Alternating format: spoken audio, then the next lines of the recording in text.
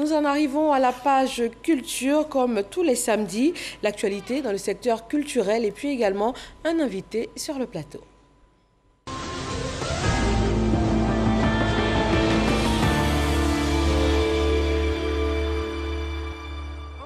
Entrepreneurs ouest-africains bénéficient du soutien d'un programme triennal de l'ACP UE Culture, une université d'été à Lomé au Togo, afin de mieux former ses promoteurs culturels.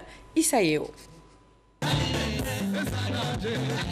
Booster le secteur culturel de l'Afrique de l'Ouest afin qu'il soit un levier important du développement de la région. Le programme ACP UE Culture s'est assigné cet objectif pour les 3 années à venir. La première université d'été à Lomé au Togo est instituée à cet effet pour relever tous les défis culturels en Afrique de l'Ouest. Nous rêvions de lancer les bases d'un début de partenariat multi-acteurs, l'un des maillons faibles de l'écosystème culturel et créatif dans notre pays. Nous étions vraiment excités à relever ce grand défi dans un contexte ô combien morose. S'il y a un secteur qui est fortement impacté par la pandémie de la Covid-19, c'est bien celui de la culture. Des fonds sont mobilisés par le programme ACP UE Culture pour soutenir la création dans les pays du Sud.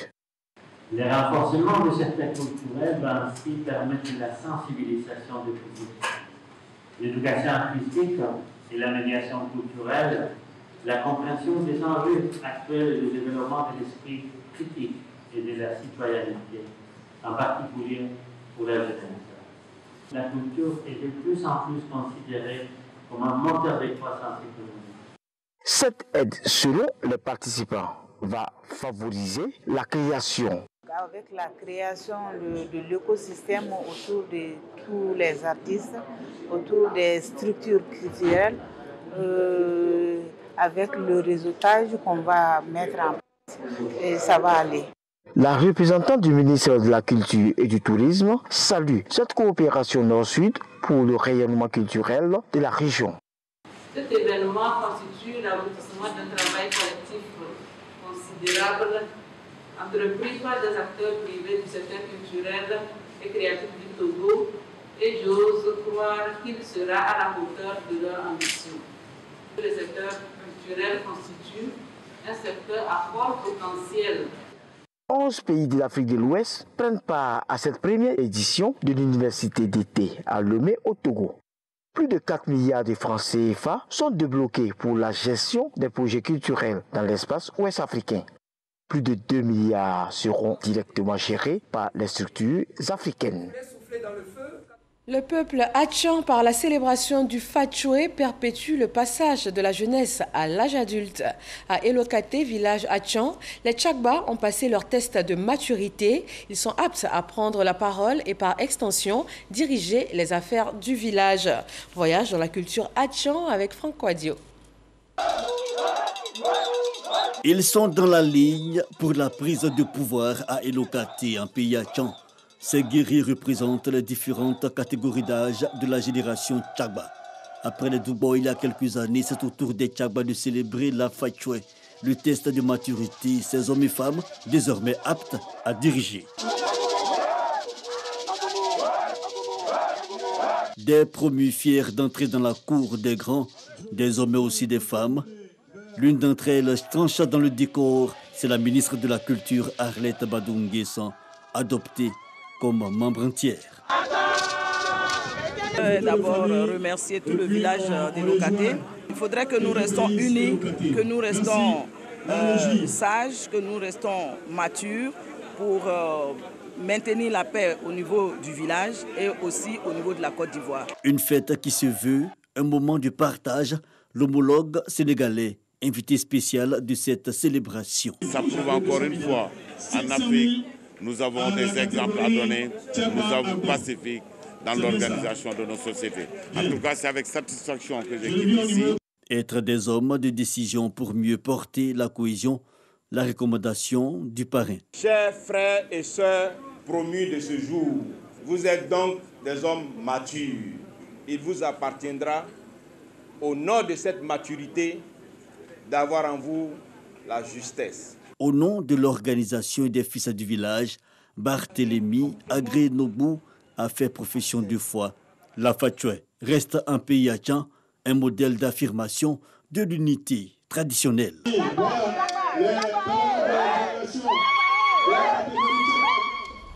Et on démarre notre entretien de la page culture. Bonsoir Franck Etienne. Bonsoir. Vous êtes journaliste, nouvel auteur. Votre première œuvre est un roman, le titre « Maman, je suis devenue journaliste ». On a tout de suite envie de vous demander, est-ce là l'histoire de votre vie, Franck Etienne? Merci de me recevoir déjà. L'histoire de ma vie, non, tout de suite. Parce que je n'ai pas eu envie d'écrire l'histoire de ma vie. J'ai eu juste envie de partager une histoire. L'histoire de ce jeune homme que vous retrouvez dans le livre, qui a un dialogue avec sa maman. Et la maman souhaite qu'il devienne juge et lui, il rêvait de devenir journaliste. Et de péripétie en péripétie, il finit par devenir journaliste. Alors l'histoire d'une vie, d'un dialogue entre une mère et son fils. Franck Ouadio nous décrypte l'œuvre et on se retrouve tout de suite après. Franck Etienne, ivoirien et journaliste, est désormais auteur d'un livre. « Maman, je suis devenue journaliste ». C'est l'intitulé d'un roman autobiographique qui allie plusieurs genres. Une œuvre littéraire à travers laquelle l'auteur explore les arcanes de la vie dans ses divers aspects, des plus douloureux aux plus éclatants. La trame est très enthousiaste, très dense. C'est un roman réaliste qui raconte avec des mots simples, des mots de tous les jours, la vie d'un parcours, bien l'histoire d'un parcours qui est parti de vraiment rien et qui est comme une revanche sur la vie d'un auteur, d'un journaliste à qui on ne prédisait pas un tel avenir et dont la mère avait souhaité qu'il soit juge. Maman, je suis devenue journaliste, un livre de 112 pages porteur de rêves et d'amour, mais surtout plein d'enseignements. Dans un style léger, l'auteur plonge ses lecteurs dans l'univers d'un journaliste qu'il est. Préfacé par Kébé Yakouba, journaliste et ancien directeur général de la RDI, l'ouvrage traite de plusieurs thématiques. La pauvreté, l'éducation, la dignité et l'honneur sont entre autres les thèmes abordés dans Maman, je suis devenue journaliste de Franck Etienne. Maman, je suis devenue journaliste, vous l'avez dit, ce n'est pas l'histoire de votre vie. Mais pourquoi est-ce qu'on ne retrouve pas le nom du personnage principal dans l'œuvre? Je l'ai parcouru, on ne voit son nom nulle part sur les 112 pages. C'est un style comme tous les autres. Hein. C'est un jeu narratif. Et le jeu, on pourrait le considérer donc comme le personnage principal, c'est tout. Le personnage principal. Alors, ce personnage principal, il a un parcours assez atypique, vendeur de journaux, cireur, vigile, DJ, avant de devenir journaliste comme il a souhaité. Pourquoi tant d'épreuves avant d'atteindre son objectif? Oui, tant d'épreuves pour, si vous voulez, parvenir donc à un enseignement.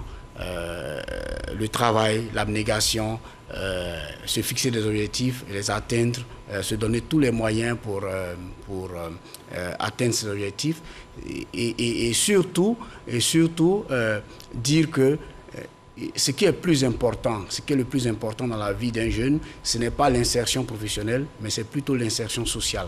L'insertion professionnelle, vous pouvez aller à l'école, apprendre, savoir et devenir enseignant, mais après, comment est-ce que vous mettez ce savoir à votre propre service pour interagir, si vous voulez, avec le monde et les autres qui vous entourent.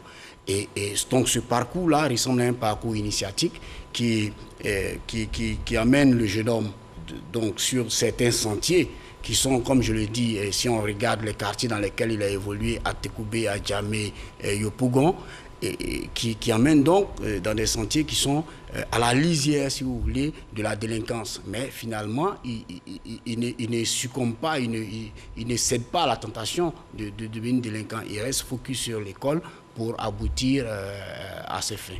Je tire un mot de votre réponse, parcours initiatique, c'est assez bien dit. Est-ce que, à la suite de ce parcours initiatique, on voit qu'il a bien réussi à atteindre son objectif, mais est-ce qu'on doit voir là finalement un échec pour des ambitions de sa mère pour lui? Est-ce qu'on doit voir derrière votre histoire que l'enfant doit plutôt suivre les ambitions des parents ou suivre son propre rêve? Oui, ça pose, effectivement, ce roman pose la problématique du transfert des rêves entre parents et enfants. Les enfants ont bien souvent leurs rêves parce que, sachez, il faut savoir en tant que parent que quand on met un enfant au monde, il est, si vous voulez, influencé à la fois par la société dans laquelle il vit, par l'école, par un certain nombre de choses. Donc, à partir de là, il a ses propres choix. Et donc, ce n'est pas toujours évident qu'on arrive à lui imposer notre choix de départ. Et donc, ce jeune homme-là, il n'a pas échoué. Il a atteint son objectif, mais il aurait voulu. Parce que quand vous regardez tout au long de l'œuvre, à un moment donné, il a épousé le rêve de sa mère. Il voulait être juge parce que sa mère, il a vu les souffrances donc, de sa mère, qui est une dame pauvre, ce qu'il a élevé seul. Donc, à un moment donné, il voulait prendre cette revanche, je veux dire, de la vie que sa mère aurait dû peut-être prendre elle-même. Et donc, il voulait devenir juge pour faire plaisir à sa mère, mais le destin a été plus fort. Le destin a été plus fort. À un moment, à la fin pratiquement, il dit « Maman, j'étais en train de devenir journaliste. Peut-être je suis devenu journaliste.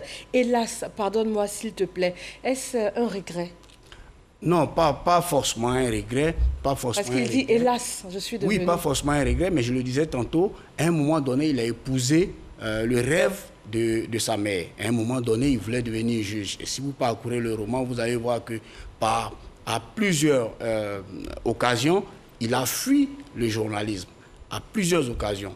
Et quand il rentre à l'école de journalisme pour la première fois, enfin à l'école de communication, la seule option qui restait, parce qu'il n'était pas allé vite s'inscrire, et donc la seule option qui restait, c'était d'être journaliste. Ironie du sort. Et il refuse. Donc il va faire une formation qui n'a rien à voir avec le journalisme, mais le premier stage qu'il a, c'est dans un journal.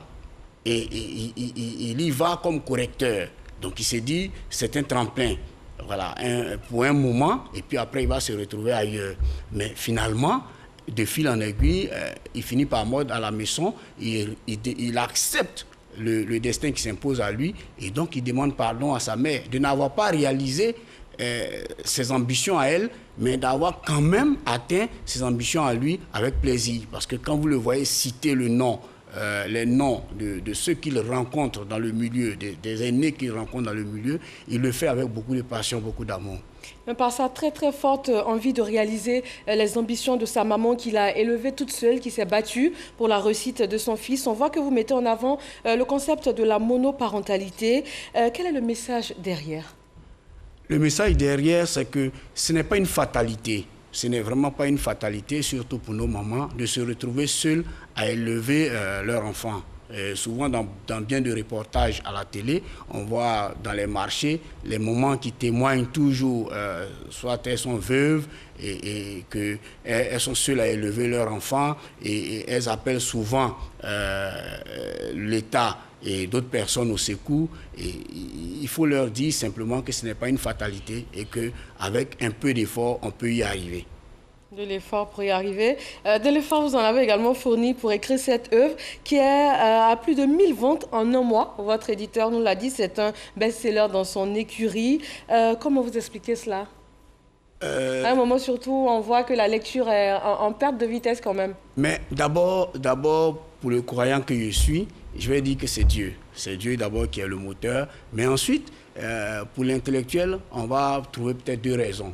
La première, c'est que les lecteurs aujourd'hui sont plus attirés vers les lectures, vers les œuvres qui dégagent une forte sensation, qui dégagent de forts sentiments, des sentiments réels, qui dégagent des faits réels. Leur vécu quotidien peut-être? Voilà, leur vécu quotidien. Ils veulent voir ce qu'ils ont l'habitude de voir, ils veulent lire ce qu'ils ont l'habitude de voir dans leur vie de tous les jours. La deuxième raison, c'est le préfacier. Le préfacier est un illustre personnage, c'est une personnalité, Kébé Yacouba. Kébé Yacouba, ancien directeur de la RTI, ancien directeur de Fraternité Matin, ancien président du FSDP et président actuel de la KIDP. Vous voyez que c'est un monument dans notre milieu. Donc, quand les gens voient, quand les populations ou bien les lecteurs voient déjà son nom sur votre ouvrage, je pense que... Et puis je suis une pièce rare parce que je suis le seul qui l'a préfacé jusqu'à aujourd'hui. Waouh, c'est super. Alors, vous êtes journaliste, vous êtes en train de rencontrer un franc succès avec votre première œuvre déjà. Est-ce que ça ne nous ramène pas encore au contenu du livre? Est-ce qu'il ne va pas y avoir cette petite lutte-là entre vouloir continuer votre carrière journalistique ou bien devenir carrément écrivain? Heureusement que vous faites bien la distinction. Le contenu du livre, ça c'est le contenu du livre. Ouais. Il y a le Franck Etienne, je vais dire, qui est en dehors, qui est l'écrivain. Alors aujourd'hui, ce qui est clair, moi je suis journaliste presse écrite. Alors le pas entre la presse écrite et être écrivain, c'est vraiment mince. Le fil est vraiment mince et je suis convaincu que, enfin pas convaincu, mais je prie Dieu que je n'arrête pas en si bon chemin. Voilà. Alors pour terminer, vous avez marqué que 500 francs CFA à reverser à un orphelinat, à chaque œuvre achetée. Ce volet social, il vous tient particulièrement à cœur? Oui, je vous ai dit tout à l'heure, je suis croyant. Et puis, n'oubliez pas aussi que, en tout cas chez nous, dans la Bible, il est clairement dit, Dieu le dit, j'aime les orphelins, j'aime les veuves, et tous ceux qui feront du bien ou du mal à l'orphelin ou à la veuve, c'est à moi Dieu qui le font. Voilà, donc il faut choisir donc de faire du bien à la veuve et à l'orphelin. Donc moi j'ai choisi pour ce premier jet-là de faire du bien à l'orphelin. Mais j'ai tenu à ce que ce soit marqué sur le livre parce que simplement je voulais attirer l'attention des lecteurs et de ceux qui verront le livre sur la condition de ces personnes-là qui n'ont pas demandé à venir au monde, mais qui sont retrouvées dans un monde où ils sont privés d'affection parentale. Merci beaucoup Franck Chrétien, merci à tous de nous avoir suivis. Agréable fin de soirée, très bon week-end et à demain. Merci.